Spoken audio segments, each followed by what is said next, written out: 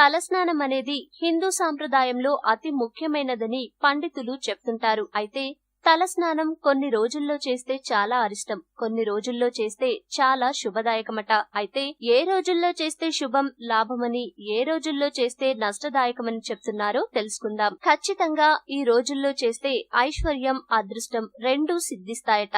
ఆడవాళ్లు ఖచ్చితంగా తలస్నానం చేయవలసిన రోజులు శుక్రవారం, బుధవారం అని చెప్తున్నారు. ఈ 2 రోజుల్లో తలస్నానం చేస్తే ఆ ఇంట్లో ఐశ్వర్యం, ఐదవతనం రెండూ ఉంటాయట. అలాగే సుఖజీవనం కలుగుతుందని పేర్కొంటున్నారు. అంతేకాకుండా శనివారం, ఆదివారం ఈ 2 రోజుల్లో కూడా చేయవచ్చు, కానీ మిశ్రమ ఫలితం ఉంటుంది. మగవాళ్లు బుధవారం, శనివారం చేస్తే మంచి శుభ ఫలితాలు పొందవచ్చని పేర్కొంటున్నారు. ఈ రోజుల్లో చేస్తే అశుభ ఫలితాలు మరియు దురదృష్టం. స్త్రీలు లేదా పురుషులు మంగళవారం చేస్తే అస్సలు మంచిది కాదట.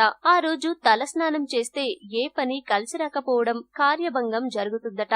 సోమవారం చేస్తే తాపం పెరుగుతుంది. పురుషులు మాత్రం శుక్రవారం అస్సలు తలస్నానం చేయరాదట. అయితే పండితులు చెప్తున్న ప్రకారం కొన్ని రోజులకు మినహాయింపు ఉంది. పుట్టినరోజులు, శుభదినాలు, పండుగలకు మాత్రం మినహాయింపు, అంటే ఆ రోజుల్లో ఏ వారమైనా చేయవచ్చునట.